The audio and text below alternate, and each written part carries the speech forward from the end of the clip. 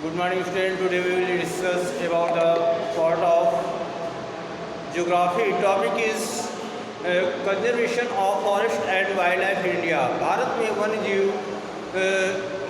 One और जंगली जीवों का संरक्षण कैसे किया जाता है या कैसे किया जा रहा है, आइए इस बारे में डिस्कस करते हैं। Conservation in the background of rapid decline in wild life population and forest has become essential.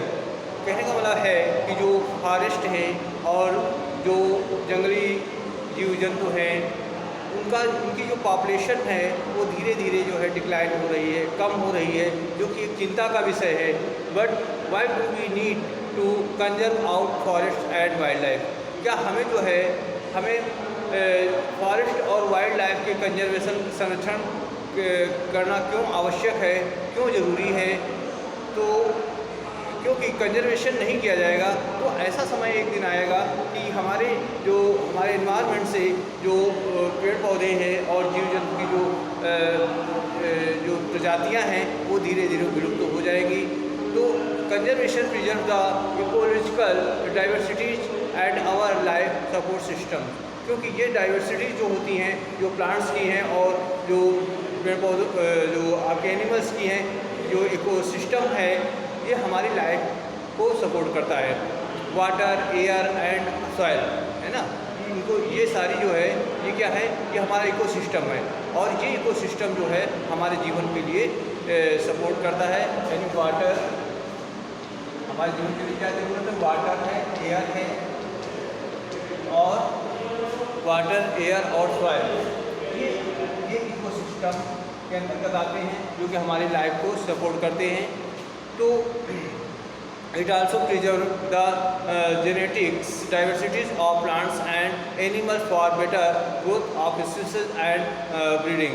ये जो है चीज़ें जो है हमारे जो प्लांट्स हैं और एनिमल्स हैं उनके लिए जो है उनकी ग्रोथ के लिए ये बहुत अच्छे इन्वायरमेंट को प्रोवाइड करती हैं। तो इससे क्या होता है कि इनका जो है ग्रोथ होता है वो तेज़ी से बढ़ता है। जैसे एग्जांपल के तौर पे जैसे इन एग्रीकल्चर में क्या है कि we are still dependent on traditional crop varieties. जैसे आज क्या है कि हम लोग जो हमारे एग्रीकल्चर में है प्राचीन काल में, तो उसमें जो खेती होती थी वो ट्रेडिशनल क्रॉप्स की वैरायटीज़ के आधार पे होती थी। ठीक है, fishers too are heavily dependent on the maintenance of aquatic biodiversities। तो जो फिशर्स होते थे वो भी जो है बहुत सारी बायोडाइवर्सिटीज़ पे डिपेंड होते थे। तो कहने का मतलब ये है कि जो डाइवर्सिटीज़ हैं वो हमारी डाइवर्सिटीज़ को कंजर्वेट करना, उनका संरक्षण प्रदान करना, ये हम सभी के लिए आवश्यक हो जाता है। इन द 1960 एंड 1970, यानी 1960 और 1970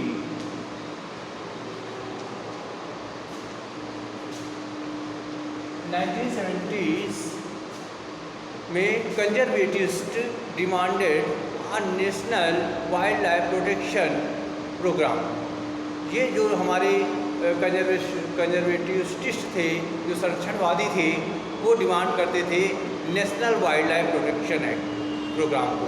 यानी पूरे देश में ऐसा जो प्रोग्राम चलाया है जिससे कि जो हमारी जो वाइल्ड लाइफ है उसका कंजर्वेट किया जा सके, उसको संरक्षण प्रदान किया जा सके। The Indian wildlife act was implemented in 1972। जो Indian wildlife the Indian wild life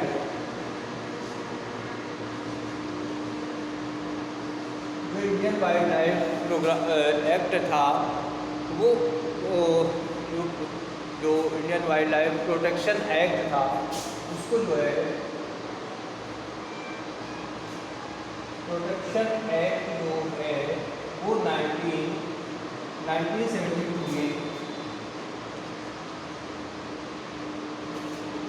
1972 में प्रोटेक्शन एक्ट इम्प्लीमेंट किया गया with various provisions for protecting habitats. इसमें जो है बहुत सारे जो हैबिटेट्स थे, जो प्रवासी थे, उनके संरक्षण के लिए प्रावधान किए गए थे। In all India list of protected species was also published. India में जो है जो प्रोटेक्टेड स्पीसीज होती हैं, जो संरक्षणवादी जो प्रजातियां होती हैं, उनकी भी एक लिस्ट जो है पब्लिश की जाती है। The thrust of the program was towards protecting the remaining population of certain endangered species by banning hunting. कहने का मतलब जो स्पीसीज कम होती हैं, बस्ती हैं, उन पर जो है सरकार क्या करती है, उनकी हंटिंग पे, उनके शिकारों पे जो है बैन लगा देती है, रोक लगा देती है। Given legal protection to their habitats and restricting trade in wildlife. और साथ साथ जो है उनके लिए जो है वो जो हैबिटेट्स हैं, जो प्रजातियां हैं, ठीक है, उनके लिए जो है उनके ट्रेड के लिए, उनके व्यापार पर रोक लगा देती है। तो व्यापार पर रोक लगा देती है। साथ में जो central and many states government established national park and wild life sanctuaries but about which you have already studies.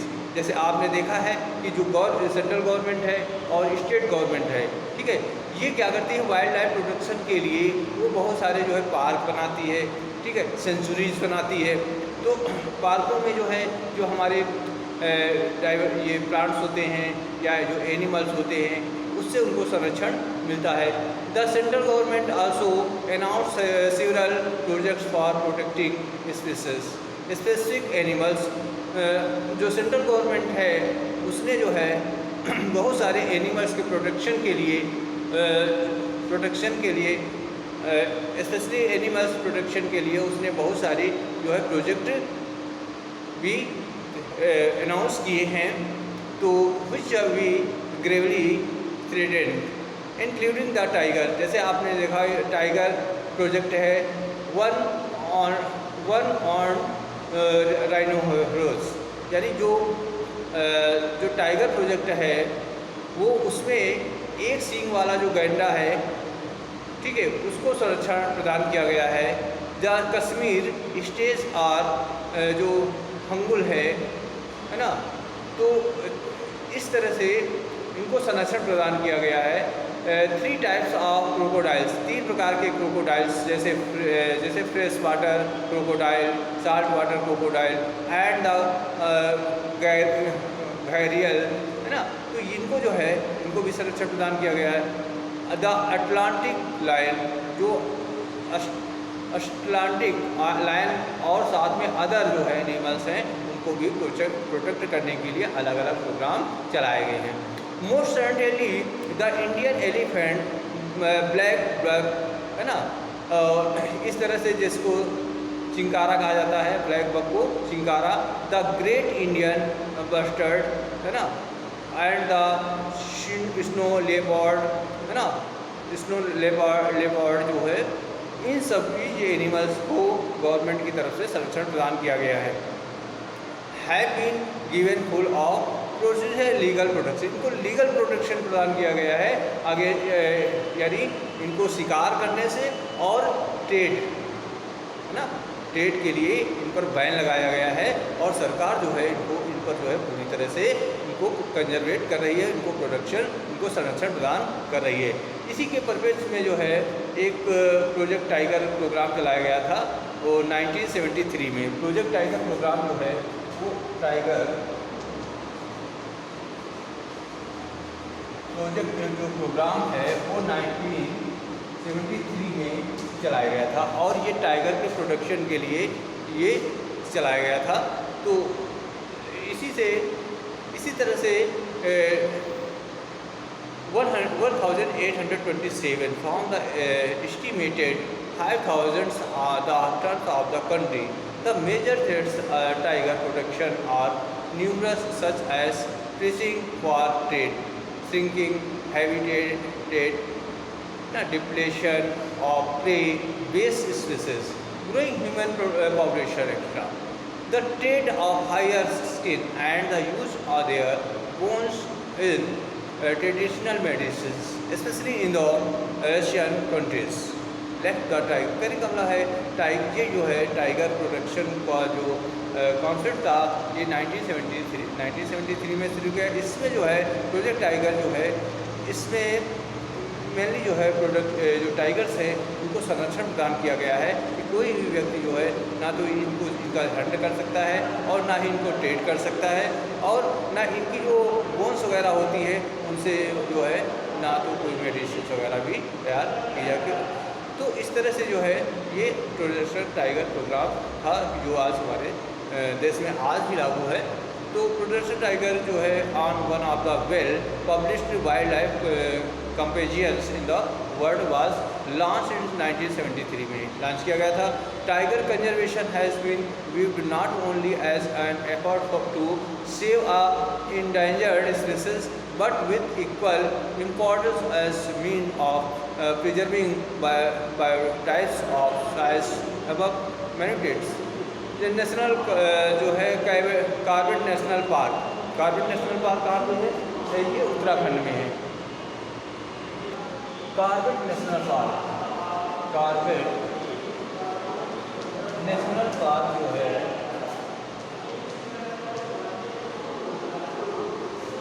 ये कहाँ पे है? पार्क उत्तराखंड में है। उत्तराखंड में है कार्बेट नेशनल पार्क कहाँ पे है? उत्तराखंड में है। ठीक है, तो ये भी एक प्रकार का पार्क है। ठीक है, ये मेनली जो है यहाँ पे एनिमल्स को संरक्षण प्रदान किया गया है। इसी तरह से सुंदरबन नेशनल पार्क है पश्चिम बंगाल में।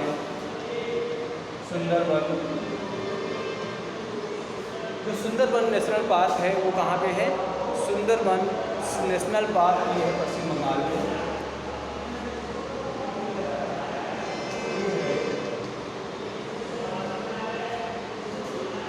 वेस्ट बंगाल में है। ठीक है, वेस्ट बंगाल में है।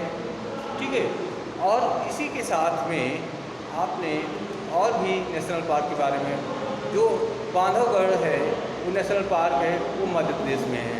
बांधवगढ़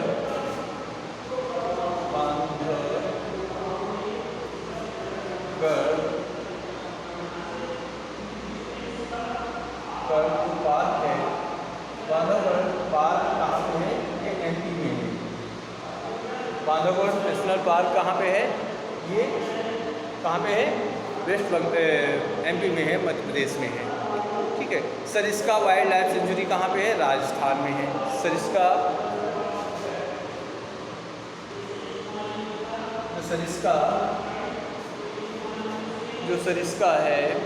है ना, सरिस्का ये कहाँ पे है? ये वाइल्ड लाइफ सेंचुरी है। ठीक है, सरिस्का कहाँ पे? राजस्थान में है। वाइल्ड लाइफ सेंचुरी राजस्थान में है। ठीक है, Sariska wild life sanctuary Rajasthan में है। तो ये क्या है? और जैसे मानस टाइगर रिजर्व कहाँ पे है? असम में है। मानस टाइगर रिजर्व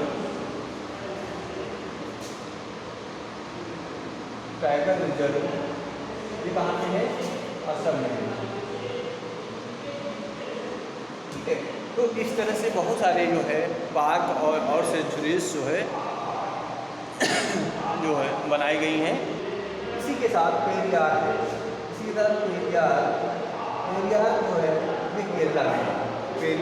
पेरियार जो टाइगर रिजर्व है वो केरला में है।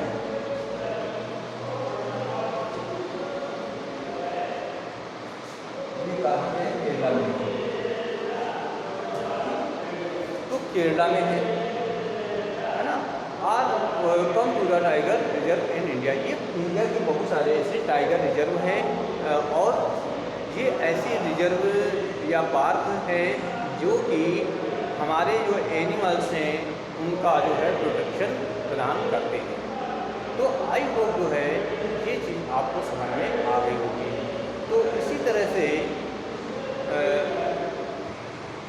से जो दूसरा पार्ट है मैंने लिया है जो कंजर्वेशन प्रोजेक्ट हैं वो मेनली फोकस किए गए हैं बायोडाइवर्सिटी में, क्योंकि इनमें जो है बहुत ज़्यादा बायोडाइवर्सिटीज़ हैं।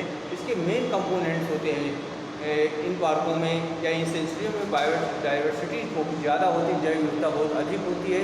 There is now a major intensive research for different conservation measures, है ना।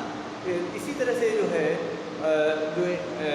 बात करते हैं insect begin to find a place to conservation planning and notification under wildlife act 1980 and 1986।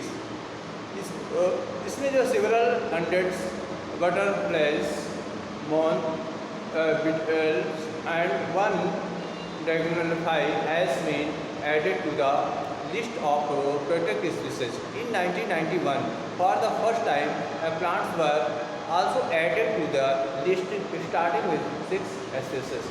कहने का मतलब है कि यहाँ पे जो है कंजर्वेटिव्स किया गया है प्लांट्स और एनिमल्स को, और उसके लिए जो है अलग अलग कंजर्वेटिव प्लानिंग भी बनाई गई थी।